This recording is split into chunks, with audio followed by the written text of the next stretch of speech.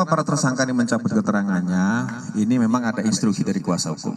Jadi semua tersangka diperintahkan untuk mencabut keterangan.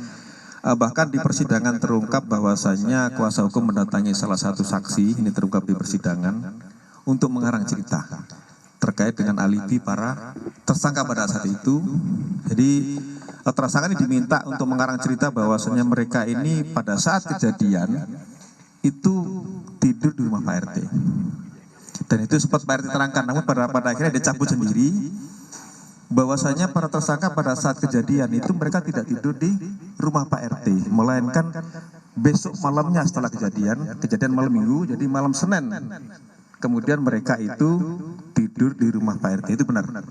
Jadi Pak RT waktu itu sempat mengaku bahwa mereka tidur, akhirnya dicabut pada saat sidang, dan itu menurut keterangan dari para saksi itu adalah permintaan dari kuasa hukum tersangka dan keluarganya.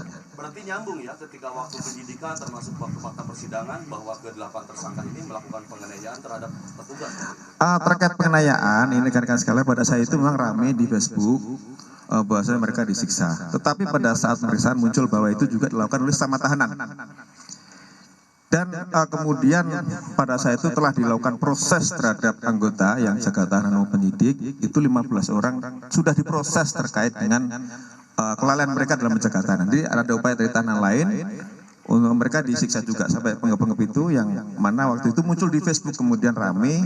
Itulah yang kemudian menjadikan kasus ini tarik ke Polda Jabar. Jadi sesama tahanan mereka saling pukul sehingga mereka lebam-lebam, dan terhadap anggota 15 orang sudah dikenakan tindakan disiplin. Ya. Bahkan di rutan juga salah satu tersangka mereka dipukulin sama mereka sendiri. Ini yang terungkap. Ya, silakan. Silakan. Kemarin dari Pak Kabid Humas menerangkan kalau misalnya ini merupakan otak pelaku. Ya.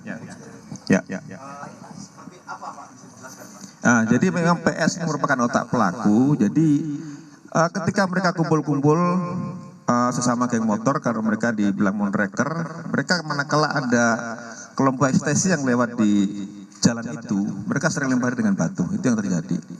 Nah, pas ada kejadian, PS mengajak salah satu tersangka lain untuk mengejar korban ini, yang dia sampaikan bahwa ada masalah dengan itu. Kejar. Nah, masalah apa sedang kita dalami.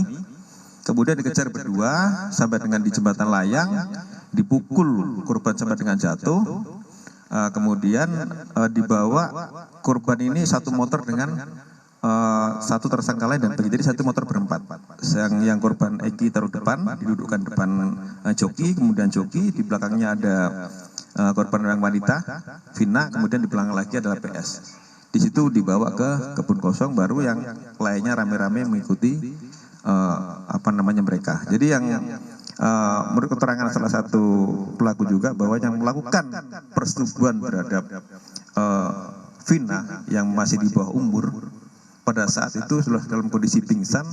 Yang melakukan persetubuhan pertama adalah PS, kemudian diikuti oleh tersangka lain, kecuali satu yang memang di bawah umur tidak ikut melakukan persetubuhan. Jadi perlu saya tegaskan di sini rekan-rekan bahwa tersangka semua bukan 11 tapi 9. Sehingga DPO hanya 1. Untuk itulah kami selama ini meyakinkan bahwa 5 keterangan berbeda dari tersangka itu ada yang menerangkan 3. Ada lagi menerangkan 3 dengan nama berbeda. Ada yang menerangkan 5, ada yang menerangkan 1. Setelah kami melakukan penyidikan lebih mendalam, ternyata 2 nama yang disebutkan selama ini itu hanya asal sebut. Jadi tidak ada tersangka lain. Namun apabila nanti di kemudian hari muncul tersangka lagi, ya kami akan periksa. Tetapi sejauh ini fakta di dalam penyidikan kami, tersangka atau DPO adalah 1, bukan 3. Jadi semua tersangka jumlahnya 9, bukan 11. 8 melakukan persetubuhan, yang 1 tidak. Tunggu ya.